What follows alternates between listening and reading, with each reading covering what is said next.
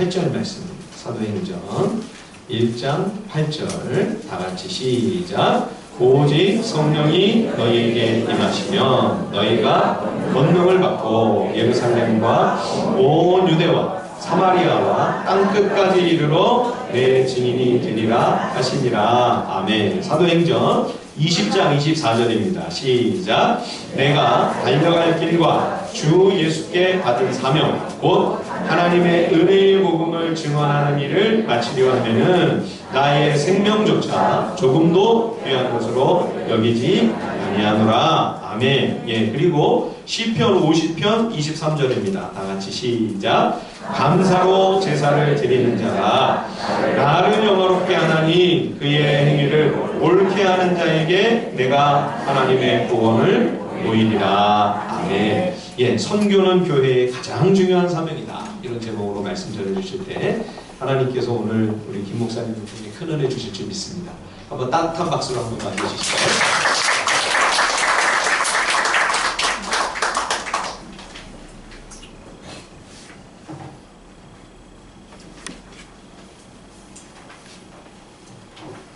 할렐루야. 오늘도 이렇게 흐르고 복된 주일에 우리 믿음으로 하나님 예배드리는 우리 하늘비전교회 모든 성도들에게 주님의 특별한 은혜와 또 평강과 큰 복이 함께 하실 줄을 축원합니다. 더불어서 이렇게 부족함이 많은 종을 이렇게 복된 교회로 불러주셔서 또 하나님 귀한 말씀을 전할 수 있는 기회를 주신 하나님께 우리 목사님께 감사드립니다. 우리 연정규 목사님은 제가 지난번 봄노예 때 잠깐 만나뵀습니다. 신대원을 졸업하고 약 20여 년 만에 만나뵀는데 머리가 하얗게 흰색을 가면서 얼마나 목회를 열심히 잘하고 계신지 그 머리만 보고도 눈이 짐작할 수 있더라고요. 저희가 기억하는 우리 윤정원 목사님은 아주 신실한 목회자, 또 믿음직한 목회자, 또 하나님이 기뻐하는 참 목회자, 그리고 또 찬양을 은혜스럽게 잘하는 목회자가 기억이 됩니다. 그리고 늘 신학교 신대원 때도 늘 밝고 또 신실하게 신학대학원 생활을 하신 것을 제가 옆에서 지켜보았습니다. 사랑하는 성도 여러분, 선교는 교회가 감당해야 될 가장 큰 사명입니다. 한번 따라서 해보실래요? 선교는 교회가 감당해야 될 가장 큰 사명이다. 왜 그렇습니까? 왜냐하면 교회의 머리가 되시고 또 시작이 되신 우리 주님께서 모든 교회에게 주신 사명이기 때문입니다. 그래서 마태복음 28장 19절에서 20절 말씀에 보면 그러므로 너희들 가서 모든 민족을 제자로 삼아 아버지와 아들과 성령의 이름으로 세를 베풀고 내가 너희에게 분반 모든 것을 가르쳐 지키게 하라 이렇게 주님께서 명령하셨어요. 그리고 우리 예수님이 바로 어떤 분입니까? 저는 최초의 선교사가 우리 예수님이라고 생각합니다. 요한복음 10장 10절 말씀이면 내가 온 것은 양으로 생명을 얻게 하고 더 풍성히 얻게 하기 위함이라고 예수께서 이 세상에 오신 이유와 목적을 분명히 말씀하셨어요. 그래서 선교는 교회의 존재의 이유이자 목적입니다. 그리고 선교는 교회의 부흥과 성장을 위한 어떤 수단이나 방편이 아니라 반드시 감당해야 될 필수 목적이고 사명입니다. 믿습니까? 그래서 선교하지 않는 교회는요, 교회의 존재 목적과 이유를 상실한 교회고 또 주님이 주신 사명을 망각하고 잃어버린 교회이기 때문에 주님이 원하시는 참된 교회라고 할 수가 없습니다.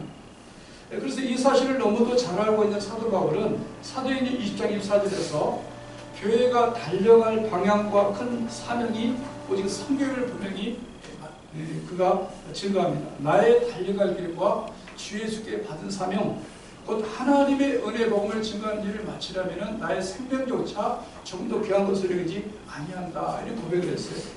그렇게 선교란 무엇입니까? 선교란 복음을 전함으로 영혼을 구원하고 생명을 살리는 가장 귀하고 복된 일입니다. 유일한 구원의 길이요 진리와 생명 대신 예수님의 증인으로 사는 것은 선교입니다. 믿습니까?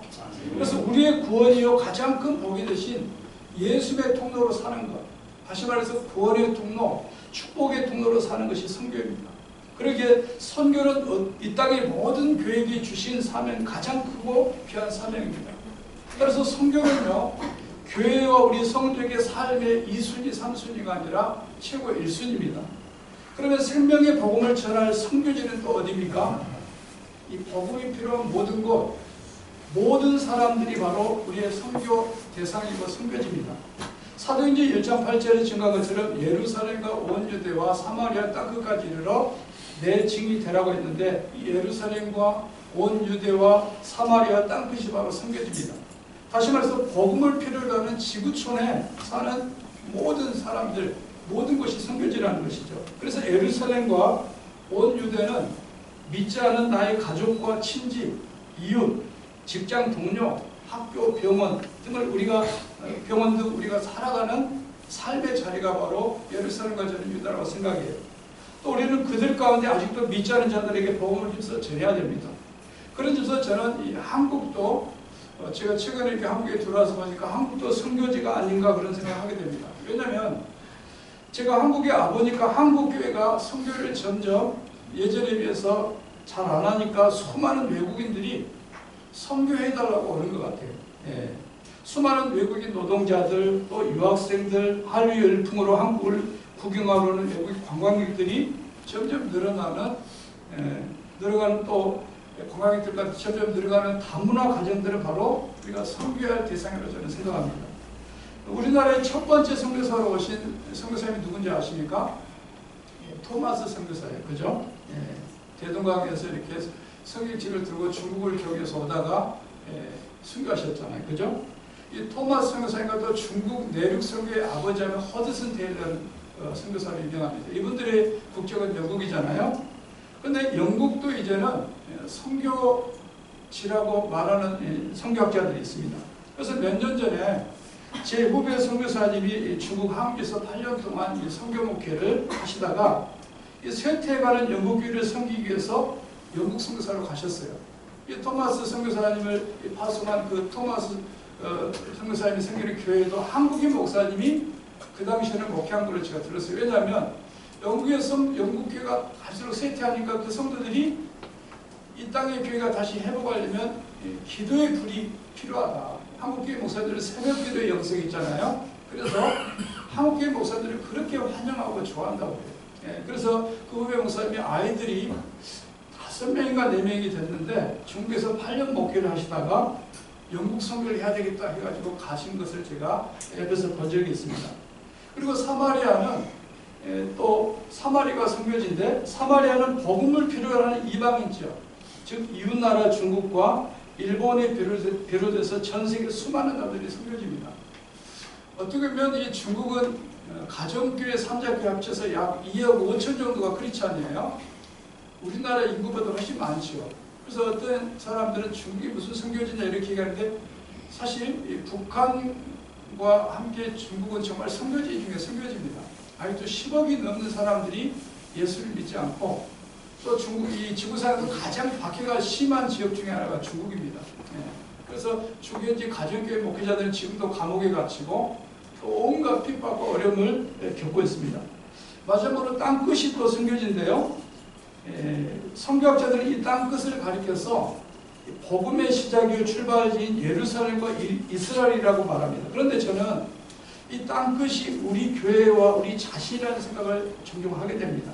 오늘날 교회 안에도 구원받은 성도가 있고 구원받지 못한 성도들이 있습니다. 심지어 복음의 말씀을 전가하는 이 목회자들 가운데서도 구원받지 못한 목회자들이 있습니다.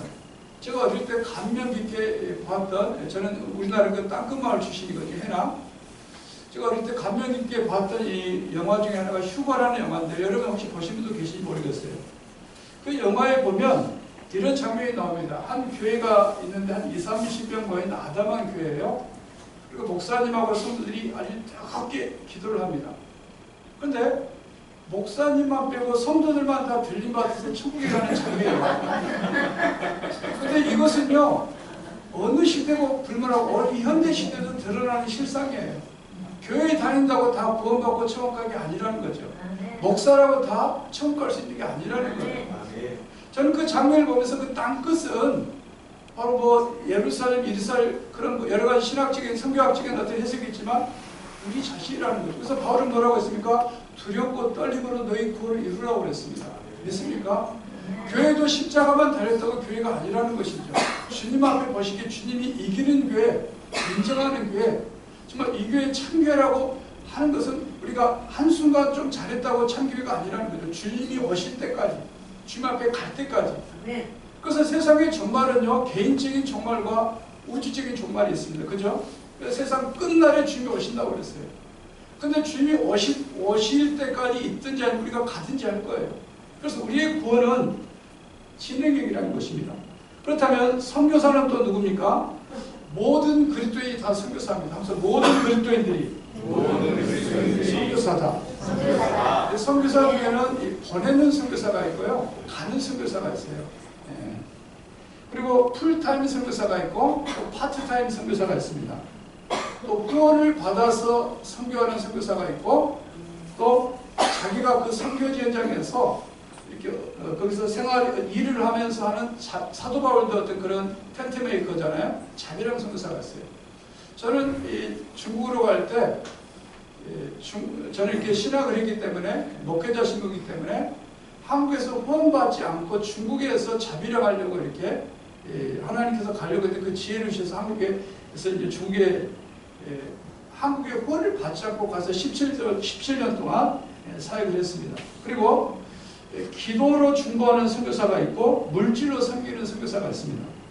여러분은 어떤 선교사입니까? 보내는 선교사, 물질과 기도로 후원하는 선교사입니다. 믿습니까? 그래서 누구나 다 선교사가 될 수 있고 선교사적인 삶을 살아갈 수가 있습니다. 그러면 선교의 동력과 주체는 무엇입니까? 선교의 동력은 돈입니까? 아니면 능력 있고 타고난 사람입니까? 아니면 큰 교회만이 선교할 수 있습니까? 아닙니다. 선교의 동력은요, 성령의 권능입니다. 그래서 선교의 동력은 성령의 능력이다. 즉 하나님의 힘과 지혜와 은혜로 선교해야 됩니다. 그래서 선교는 성령의 권능, 하나님의 힘으로 하는 것입니다. 오직 성령의 능력으로 선교해야 됩니다. 돈과 사랑은 그 다음입니다. 그래서 선교의 주체는요, 사람이 아니에요. 목사가 아니에요. 어떤 조직이 아니에요. 엄청난 재력이 아니에요. 선교의 주체도 성령이시고 선교의 동력도 성령입니다. 믿습니까? 저는 너희 목사님과 대화를 잠깐 밥 먹으면서 하다가 이 코로나 위에 한국교회 실상에서 제가 한번 여쭤봤어요. 근데 동력을 잃어버린 것 같다 이런 표현했어요. 굉장히 와닿는 표현이었어요. 두고두고.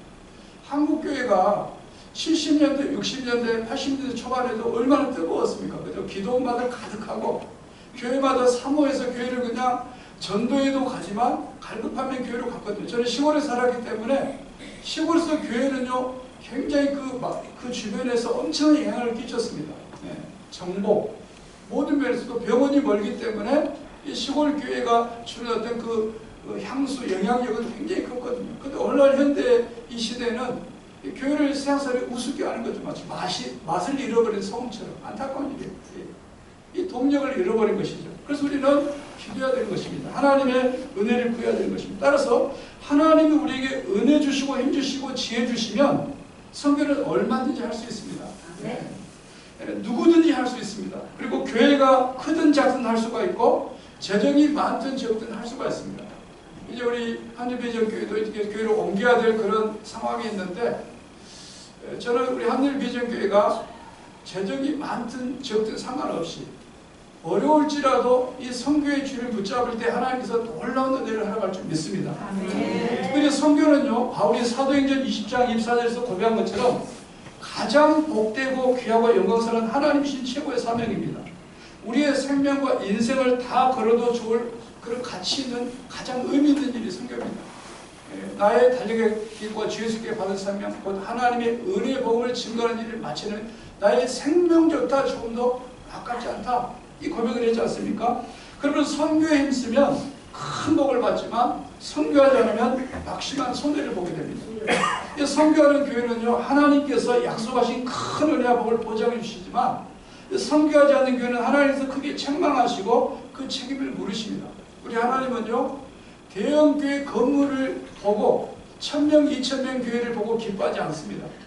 화려하고 웅장한 그 교회, 파이프 오르간이 있는 그런 교회를 보고 기뻐하지 않아요. 어떤 교회를 기뻐합니까? 교회가 작든 크든 건물이 있든 없든 상관없이 이 교회가 하나님이 그 사명을 따라 존재한다. 복음을 위해서 생명을 권한 일에 헌신하는 교회가 그것을 하나님은 가장 보시고 큰 상을 주십니다. 그렇기 때문에 저와 아내는 선교사가 되기 위해서 신학교를 갔습니다. 그리고 신학교에서 만나 이제 결혼해서 함께 선교의 비전을 갖게 되었습니다. 원래 저희 부부는요, 세계에서 가장 섬이 많은 나라 중에 하나인 인도네시아에 선교를 꿈꾸면서 준비하다가 선교사님께서 그때 OMF 선교사님 대표님이셨는데 그 선교사님께서 제 얘기를 그러더라고요. 인도네시아 섬 사역을 하러 가기 전에 먼저 국내 낙도 사역을 좀 이렇게 한 3년에서 몇 년 경험하다 가면 좋겠다. 군대도 그렇지만 학교 선배면 하늘 같은 선배잖아요. 저도 그 말을 꿀떡같이 믿고 졸업여행을 우리 그 유목사도 가셨었죠, 그죠? 마라도로 갔어요. 그래서 제가 마라도에서 이제 인도네시아 가기 전에 사역을 해야겠다 해가지고 사역을 하다가 목사님에게 이렇게 큰 상처를 제가 받았습니다. 예, 하나님이 연단하신 거죠. 그래서 선교 사역의 길을 이제 포기하고 선교 사역을 후원하는 선교 중심의 교회를 세워야 되겠다 이렇게 생각하고 목사 안수 받은 지 한 달 만에 이제 아내와 어린 두 자녀와 함께 교회를 개척을 했습니다. 저는 그때 오살리 기도원에서 일주일 동안 이제 금식 기도를 하고 아주 그냥 하나님께서 되게 은혜를 주시리라 믿고 이제 교회를 개척하면서 조영기 목사님은 지는 해라면 나는 이제 뜨는 해다. 내가 이제 개척하면 이제 그때 건물을 저희 집을 다 빼니까 그때 500만 원이더라고요. 근데 어떤 교회를 택했냐면 14년이 됐는데 붕이 안 된 교회, 성도가 하나도 없는 교회. 사모님은 또 그 교회에서 이렇게 쓰러진 그런 교회. 그 교회를 택해서 제가 개척을 시작했어요. 이런 교회에서 부흥을 일으켜 진짜 참 목사지. 이런 마음을 가지고 저는 이제 교회를 개척해서 교회를 개척하면 구름대처럼 성들이 몰려오더라. 완벽하게 준비된 목회자. 기도로 준비되고 말씀으로 준비되고 나는 완벽하게 준비된 목회자로 얼마나 교만했는지 몰라요. 교회 십자가만 세우면 이제 성도들이 그냥 와서 말씀 전해달라고. 저는 그때 그 소망교회, 온누리교회 하면서 모든 훈련을 다 받았거든요. 완벽한 준비를 했다고 저는 인간적으로 착각했어요. 모든 그냥 목회 준비. 근데 딱 그 뚜껑을 열어보니까요. 그 엄청난 준비를 했는데 가르칠 성도가 없는 거예요. 어른 성도들이 다 보면 정신 이상자, 알코올 중독자, 소경, 물론 이런 분들이 귀하잖아요. 그죠? 그리고 우리 아내는 아이 둘째 난 지 100일 만에 제가 이렇게 개척을 했어요. 11월. 그게 6년 만에 한파가 불이 닥쳐가지고 그 상가에서 우리가 한켠에 이렇게 조그만 전기 판넬에서 이렇게 4식구가 생활하는데 부엌도 없는 아내가 그때 병이 생긴 거예요. 예. 그러니까 아내가 아프니까 사모가 아프니까 목회가 되겠습니까? 2년 만에 두 손 두 발 들고 한국을 했어요. 하나님 나는 교만한 자입니다. 예. 내 입으로 교회를 부흥시켜서 선교하고 하겠다고 했는데 얼마나 내가 어리석은지요. 예. 그래서 참 그런 상황 가운데 있다가 이제 너무 2년 동안 이제 탈진이 돼가지고요. 그래서 이제 휴식차 2달 반 동안 홍콩에 있는 한인교회를 잠깐 섬길 기회가 있어서 이제 갔다가 중국 광동성 지역에 있는 한인교회들을 돌아보게 되었습니다. 그때 막 심천이 이제 중국이 뜰 때였어요. 심천이 개발되고 그리고 그 중국에 있는 한인교회들을 제가 이렇게 둘러보게 됐는데 중국 현지에서 선교의 교도보로서 정말 엄청난 선교사역을 한인교회들이 감당하고 있는 거예요. 물론 우리 한국교회들도 그때 열심히 물질 기도를 원했는데 선교지 현장에서 한인교회들의 역할이 굉장히 큰 역할을 하는 거예요. 선교사들을 돕고 또 여러 그 선교지에 있는 그 가정교회들을 돕는 걸 보면서 제가 큰 도전을 받았습니다. 아마도 그 시간이 저로 하여금 중국 선교사로 부르시고자 하는 하나님의 섭리의 시간이었던 것 같습니다. 그러나 선교사가 되는 것에 대한 두려움으로 인해서 머뭇거리다가 2003년 송파 어금동에 있는 한 교회에 제가 청빙이 되어서 3년 동안 이렇게 목회를 여기서 감당하게 됐습니다. 그래서 제가 20여 년 만에 여기 왔는데 감회가 너무 새로운 거예요. 예.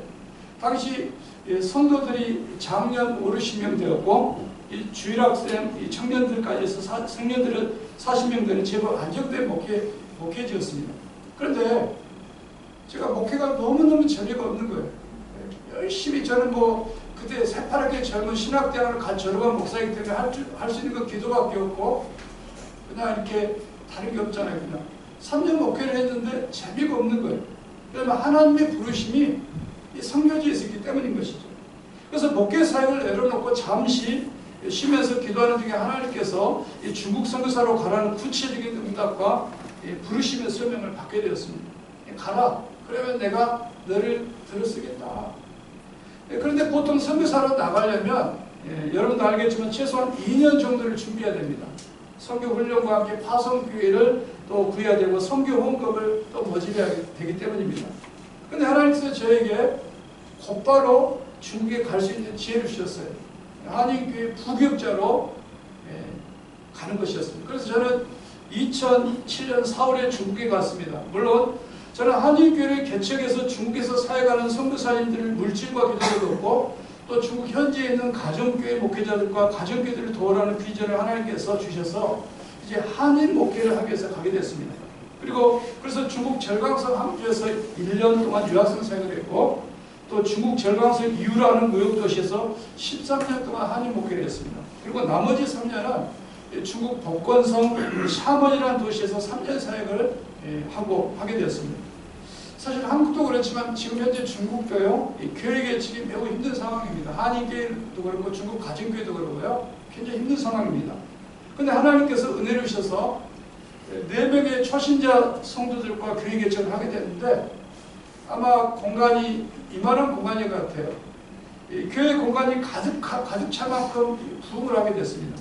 그때 중국 정부로부터 첫 번째 교회 폐쇄 명령을 당하게 됐습니다.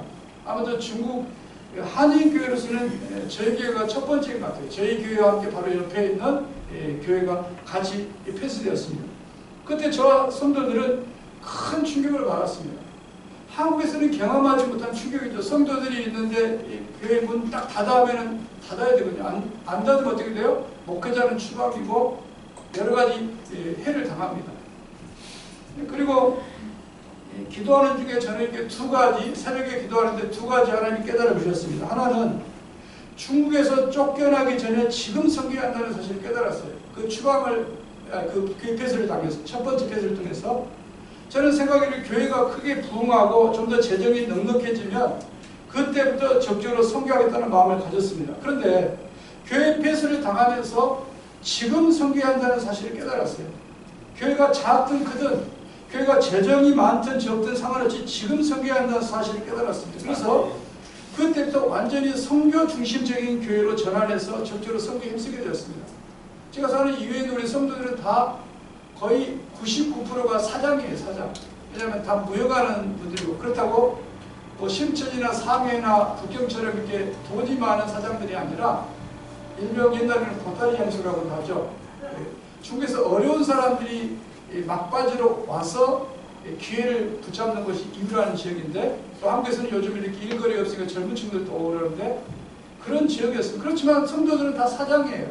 그냥 방학만 얻으면 그게 사무실이고 또 자기가 사장이, 뭐 직원이 한 명이든 없든지 자기가 사장인 거예요. 예.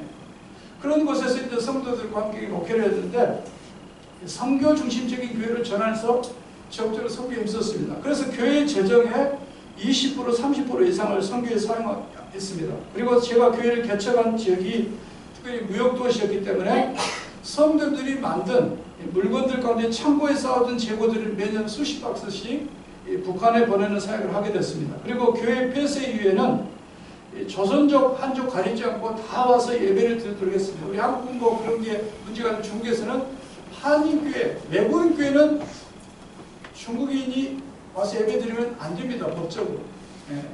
한인교회든 미국교회든 대만교회든 중국 현지인들이, 그 대신 외국인들이 중국교회 가서 예배 드리는 것은 문제가 되지 않아요.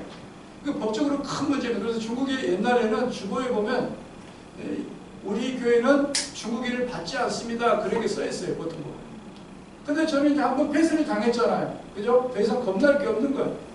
누구든지 다 오십시오. 조선족도 오고 한족도 오고 예배드리기 삼아서 다 이렇게 받게 되었습니다. 그게 교회잖아요. 교회는 차별이 없잖아요. 그죠? 그리고 교회가 폐쇄되면서 깨닫게 된 또 하나는 진정한 교회는 건물이 아니라 사람이라는 거예요. 그래서 진정한 교회는 건물이 아니라 사람이다. 고린도서 3장 10절에 보면 너희가 하나님의 성령인 것과 하나님의 성령이 너희 안에 계신 것을 알지 못하는요. 저는 목사님 한국에서 배울 때 이 교회의 당과 교회를 늘 착각하면서는 목회했어요.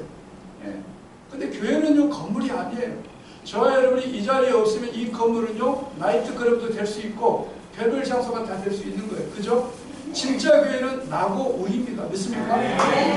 그래서 그 이후로 제가 개척한 교회가 2번의 폐쇄를 또 당했지만 성도들과 하나가 되어서 선교 중심의 교회를 계속적으로 이루어왔습니다. 그래서 중국에서 사역하는 여러 선교사님들을 돕고 또 중국 현지 가정교회 목회자들과 교회들을 돕는 일을 해왔습니다. 그리고 북한 선교를 돕는 일과 또 탈북자를 돕는 사역도 하게 되었어요. 제가 이렇게 도왔던 탈북자 자매 같은 경우는 김정숙 대학, 굉장히 북한에서는 최고 대학이거든요.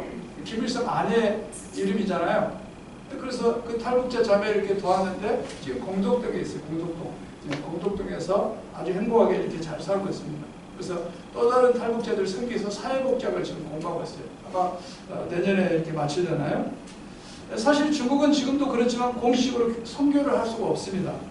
그리고 선교를 하는 것이 발각되면 교회 폐쇄는 물론이거니와 목회자는 즉시 추방을 당합니다.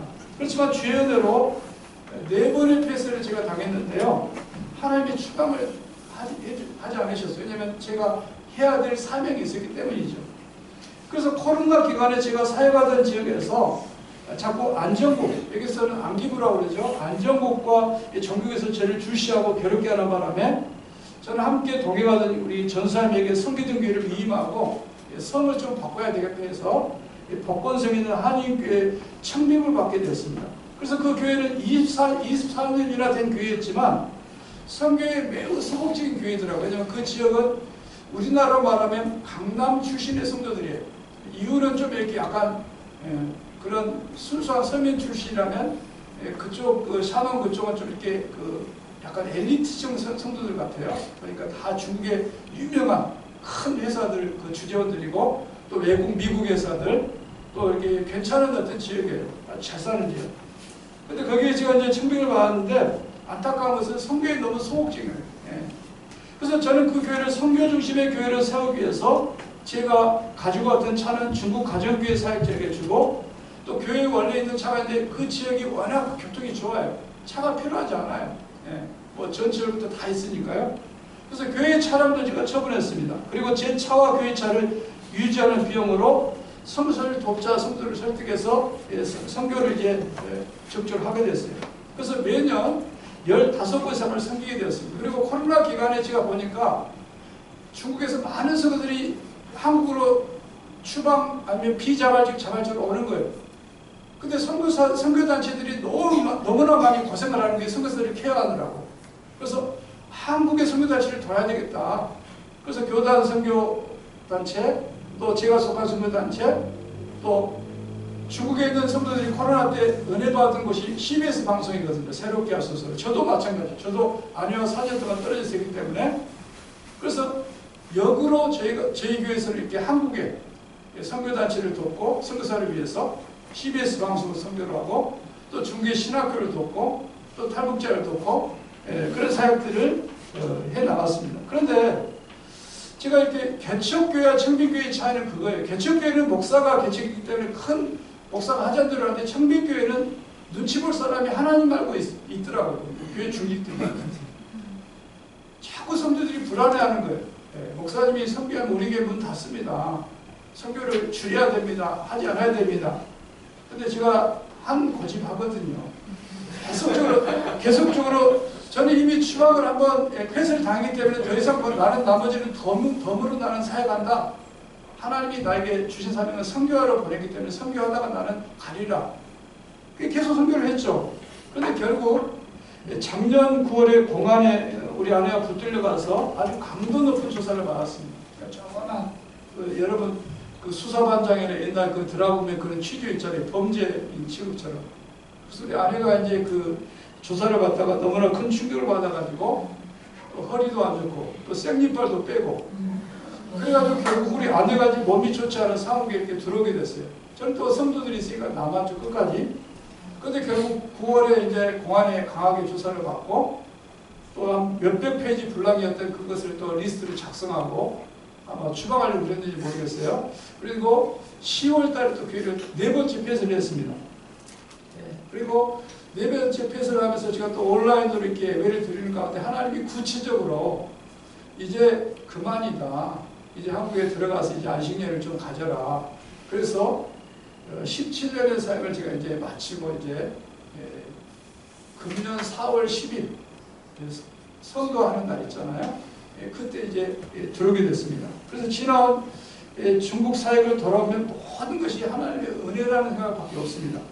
그래서 감사할 것밖에 없어요, 정말. 그래서 중국에서 당한 크고 작은 고난이나 또 어려운 일도 감사하고 또 한없이 부족함이 많음에도 불구하고 이모양자망으로 사용해 주신 은혜 너무너무 감사합니다. 특별히 시편 50편 23절 말씀은요. 한번 띄워주실래요? 제가 17년 사역을 마치고 돌아오는 비행기 안에서 주님께 주신 제게 말씀입니다. 감사함으로 시작한 중국 선교 사역을 이제 감사함으로 마무리하는 성령님의 음성이에요. 같이 한번 읽어볼 것이다. 감사함으로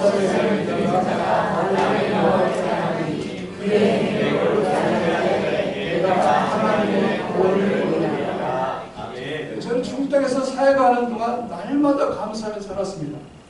나와 같이 부족한 자를 써주신 하나님의 은혜에 너무 감사해서 정말 날마다 감격하고 감사하면서 살았습니다. 제가 2007년 중국 항주 땅을 처음 밟았을 때 저는 감사로 충만했는데 그때 온도가요 섭씨 40도가 웃돌렸어요. 불가마예요, 불가마. 비행기에서 딱 내리니까 그 뜨거운 열기가 확 오더라고요. 이렇게 불가마.